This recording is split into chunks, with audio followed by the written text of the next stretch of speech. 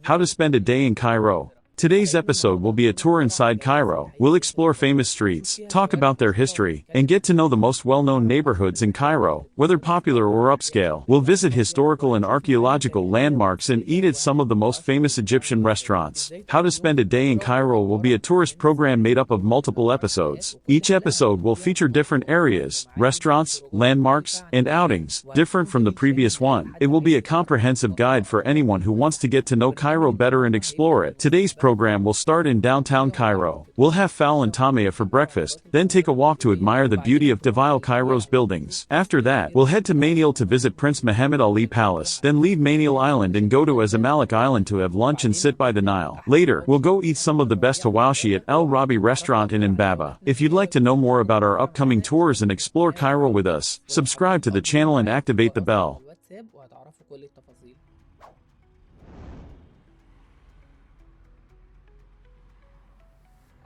Peace be upon you.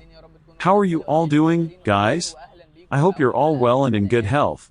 Welcome to the first episode of A Day in Cairo. Today's episode, God willing, will be a very beautiful one. I wanted to start from here, Tahrir Square, which is considered the heart of downtown Cairo. Tahrir Square is almost exactly in the center of Greater Cairo, equally distant from the north, south, east, and west. That's why we chose to start our episode from here. Tahrir Square is also full of landmarks, many very famous ones. The most famous, of course, is the Egyptian Museum, which we just passed by. It's also the entrance to the bridge on my right, Qasr el-Nil Bridge, which was the first bridge built in Cairo over the Nile and connects El-Alfi Island to Cairo. Directly in front of us is the Mugama El Tahrir building. I always recommend that anyone planning to visit Egypt stay near Tahrir Square or downtown Cairo, because, as we mentioned earlier, it's close to everything. First of all, Tahrir Square has all kinds of hotels, from luxury hotels like the Nile Ritz-Carlton, to Semiramis, and others. These hotels are, of course, very good but also expensive. Once you go deeper into the inner streets, Tahrir Street, Talat Harb Street, and the branches inside downtown, you'll find lower prices, which keep dropping until you might find rooms for around $10 a night, compared to $300 in Nile front hotels. Right now, we're standing at a traffic light in Tahrir Square, which many streets branch off from. One of the most famous streets branching from Tahrir is the one right in front of me now, Talat Harb Street.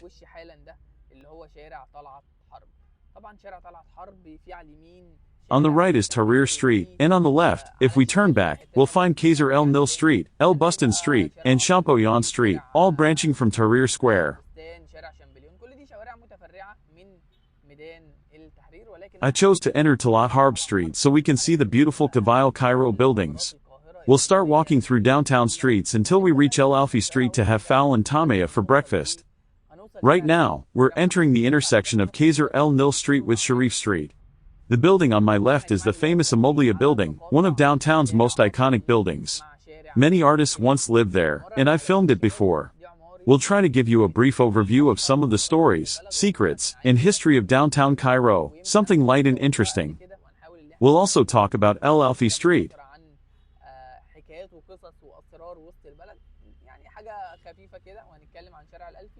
At this point, we're on Mohammed Farid Street, approaching the intersection with 26th of July Street. We'll try to move things along a bit because today's video will be long. Let's go to El-Alfi Street. After parking the car, we got out and started walking. I was walking along 26th of July Street toward El-Alfi Street. I passed by a place that sells books and thought about buying one.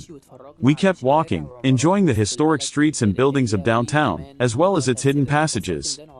We reached Arabi Square, entered El-Alfi Street, and from there went into a Harsa restaurant to start breakfast. We're now inside the dining hall. The outdoor seating is mainly for sandwiches, but for those who want to sit and eat, there's an indoor hall. We ordered fal, tamia, potatoes, and a few other items. When the food arrives, I'll show it to you and tell you the prices. After breakfast, we took a quick walk along El-Alfi Street and saw its most famous buildings. The street is named after the Mamluk Prince Mohammed Bey El-Alfi, considered the last of the Mamluk princes, who rivaled Muhammad Ali Pasha for the rule of Egypt. He once had a palace near this area. We also learned that the street used to be called Tawfiq Street, named after Khedive Tawfiq, during whose reign the street was planned. In 1906, the name was changed to El-Alfi Street. Although the street is very short, less than 1 kilometer, it contains many landmarks. El-Alfi Street starts at Arabi Square, intersects with Ahmad el-Din Street, and ends at El Gamoureya Street. So now, guys, we've finished our tour in downtown Cairo. We had breakfast, took a walk, and now we're going to start moving from downtown and head to Manial Island to visit Prince Mohamed Ali Palace. Let's go.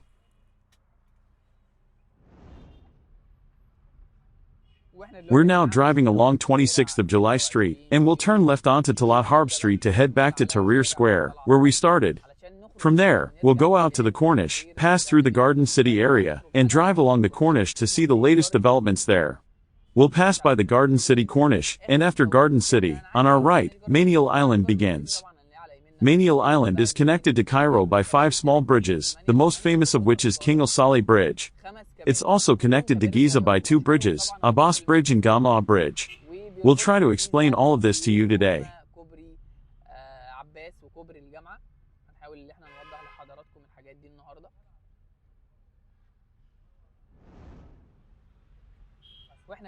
Now we're back at Tahrir Square again after passing through Tahrir Street and Square, and as we said, we're heading to Manial Island to visit Prince Mohamed Ali Palace, or simply Manial Palace, as it's commonly known.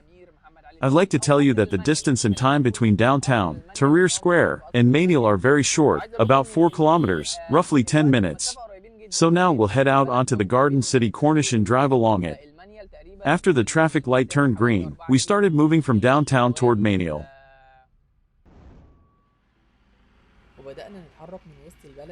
We passed by the Mugama El Tahrir, Omar Makram Mosque, where many famous funerals are held, then Simon Bolivar Square, Semiramis Hotel, and the historic Shepherd Hotel. After that, we reached the Garden City Corniche, which is currently being developed and is almost finished. The Garden City Corniche is considered the second part of the final phase of the Al-Misr Walkway project. The Corniche in Garden City is lined with famous palaces, hotels, and historic buildings.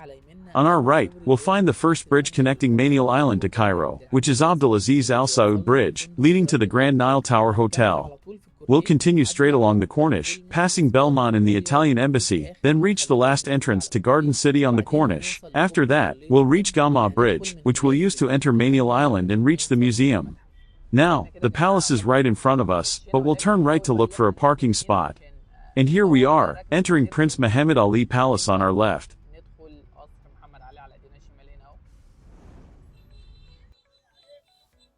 We've now arrived at Manial Palace, specifically at the main gate overlooking Al Sariyat Street.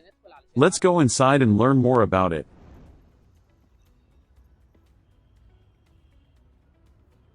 Now we're inside Prince Mohamed Ali Palace, also known as Manial Palace. Prince Mohamed Ali was the son of Khedive Tufik, who was the son of Khedive Ismail, who was the son of Ibrahim Pasha, son of Mohamed Ali Pasha.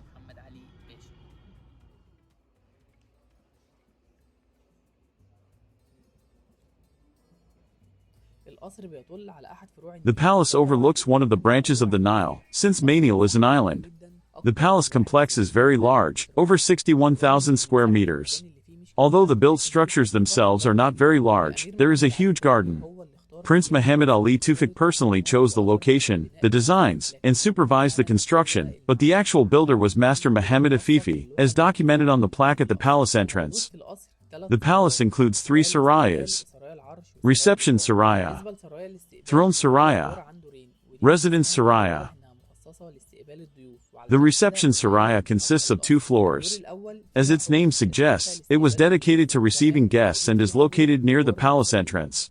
The first floor includes the ceremonial reception room and a room for senior worshippers. The second floor contains 2 halls, one in the Moroccan style, which is very beautiful and distinctive, and another in the Levantine style, in addition to the Mashrabiya room, which was designated for women.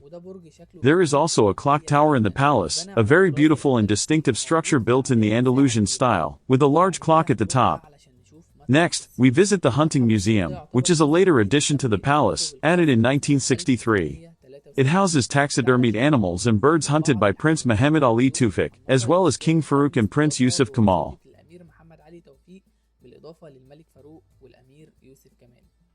After that, we visit the throne Saraya, which is a large hall containing a royal salon and large portraits of all the rulers of Egypt from the Muhammad Ali dynasty, starting with Muhammad Ali Pasha, the founder of modern Egypt, up to Prince Abbas Hilmi II, who was the brother of Prince Mohamed Ali Tawfiq.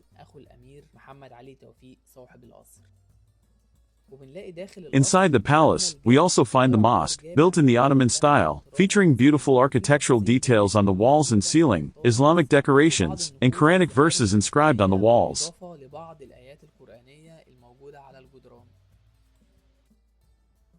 Then we move on to the residence Saraya, which was the living quarters of the palace owner. It contains photos and personal belongings of Prince Mohamed Ali Tawfiq, as well as several rooms such as the dining room, the fireplace room, which the prince used in winter, the mother-of-pearl salon, named because everything inside is made of mother-of-pearl, and which also contains the first air conditioning system introduced to Egypt.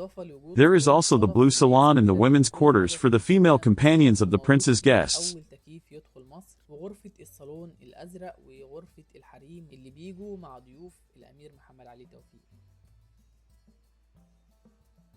Finally, we reach the garden, which alone covers about 34,000 square meters and contains rare plants and trees collected by Prince Mohamed Ali Tawfiq from many different countries during his travels around the world.